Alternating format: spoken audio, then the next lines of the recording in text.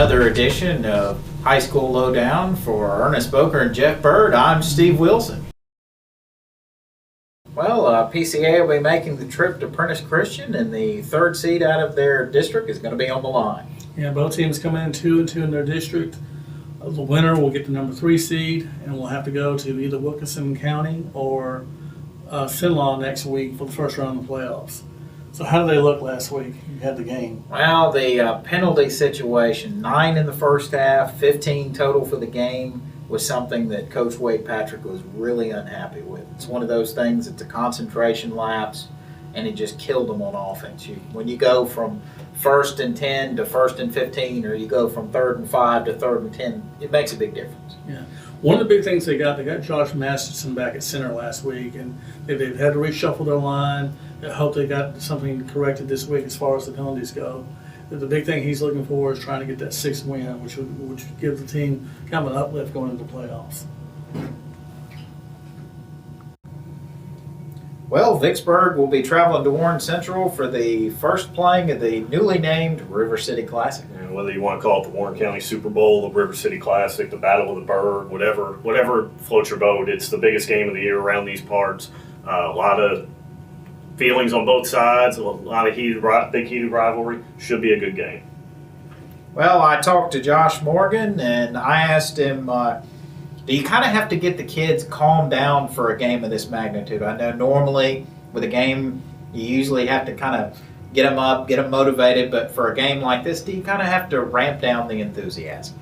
It's a long week. Just kind of need to keep everything in perspective and make sure they get ready when it's time to play, and then use the early part of the week for preparation. They'll be amped up and they're be very excited, but we've got to understand it's a long week and we've got a lot of preparation. And I also asked Josh, how are they going to slow down Vicksburg's very potent offense? I know you're well aware of what A.J. Stamps and Cam Cooksey and those other receivers have done. And I just asked him, how do you slow those guys down? Well, they're very talented offensively, and we're gonna have to take away the big play. Have to be very good tacklers, and we're gonna have to get a good pass rush on the quarterback. Have to stay after him and not make it easy for him, and make every pass contested. And defensive backs and linebackers are gonna have to be very physical and play assignment football and do their job. One of the funny things with this rivalry, for a long time, Warren Central really just owned Vicksburg. They were up in their head. Whenever Vicksburg made the first mistake of the game, things just snowballed. And you could see it in their eyes a lot of times with those older teams. It was, 11 in a row from 91 to 11 in a row, 20 out of 21 to start. And wow. Over the last 5 years, since Vicksburg's won 5 of 6, you've kind of started to see that creep into Warren Central's on the sideline. You can kind of see it in their eyes a little bit. And I asked Coach Alonzo Stevens about that, and he said that the team has a lot more confidence these days when they play Warren Central. And at times, when we had it became a middle block there, and once you get a middle block, you're really in trouble there. So we struggle. We struggled, I think, 9 years in a row of the dominance. And at that time we lost 3-0, we lost 6-0. So it was just a seesaw type thing, and we finally began to settle down. Get a little more confidence, and it began to change. And once it can't be a rivalry till you win a few. You won a few, so it's a rivalry now. And Coach Stevens also talked a little bit about his legacy. He's really the first Vicksburg coach in this series that's really had any kind of success. Only one other coach even beat Warren Central, and that was his predecessor, James Knotts.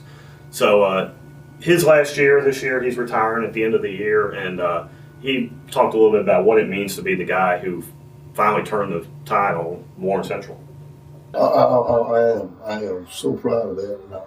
Part of my legacy, I really worked with hard. Had some great coaches over those years, and that's part that I take with me with a whole lot of pride. Being the dean of the coaching in this area, with the Northwest ranked in Madison's the longest tenure. It's good to have won it all, have beaten all my opponents. When the Warren Center thing is special because there's so much tradition that goes into that, and I am really excited about it. And I just hope that it'll continue to be a ride, a great, clean, hard-fought ride, because high school football is the purest of the game right now, and I just hope we can keep it that. Well, in my conversation with Josh Morgan, I asked him about, obviously he's a guy that's played in these games and he's coached in these games. How is it different as a coach and a player, and what is it like being out there on the field both as a coach and a player? Well, as a player, it's there's not many experience like it.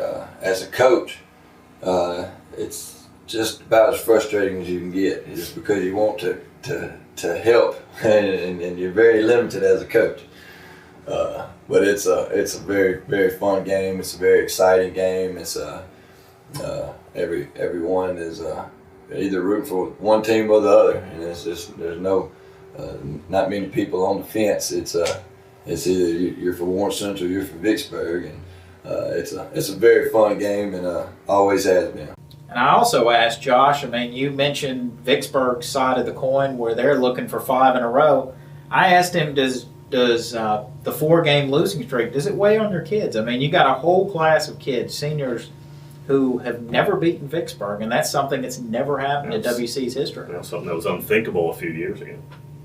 These guys are, and every year it's completely another team, and it's just another opportunity to play a mighty fine football team, and by no means necessary is our kids looking at it as anything from the past. They're just concentrating on this year.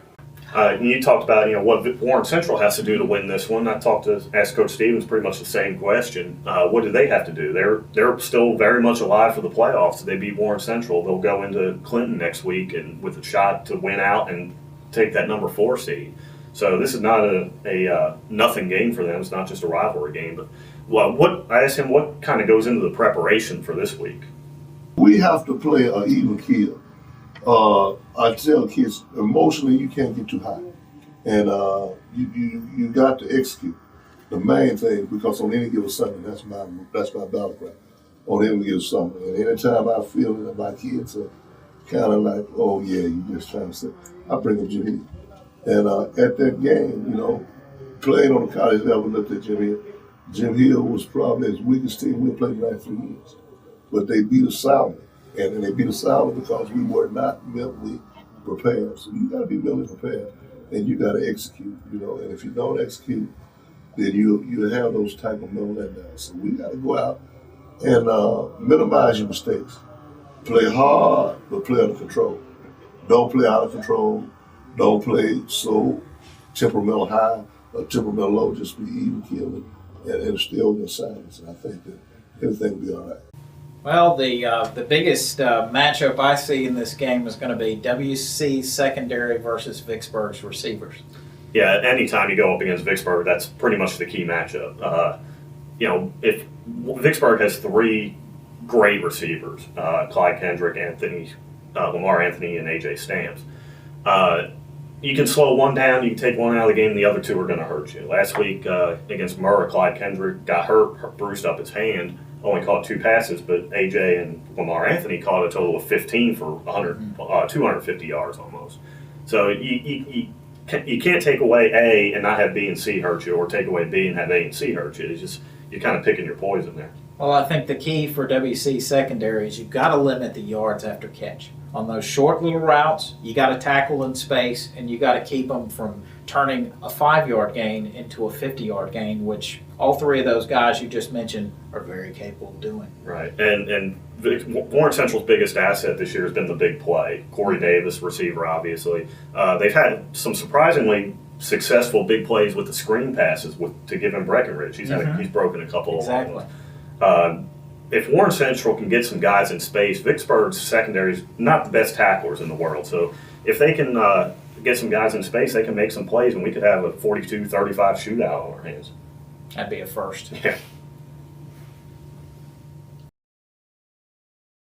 Well, Boca Chica will be visiting St. Aloysius, and Boca Chica, as they have in recent years, has really got it going on.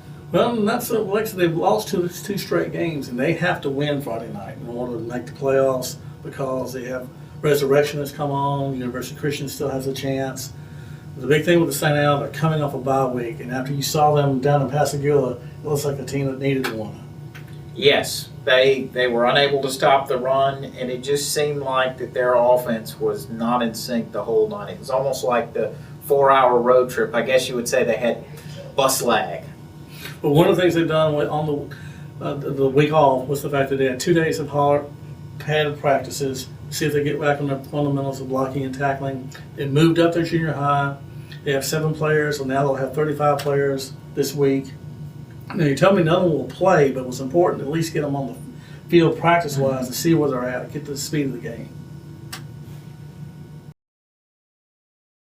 Thanks for tuning in to another edition of High School Lowdown. For Jeff Bird and Ernest Boger, I'm Steve Wilson. Be sure to check out our sports section and check out all the happenings on VicksburgPost.com.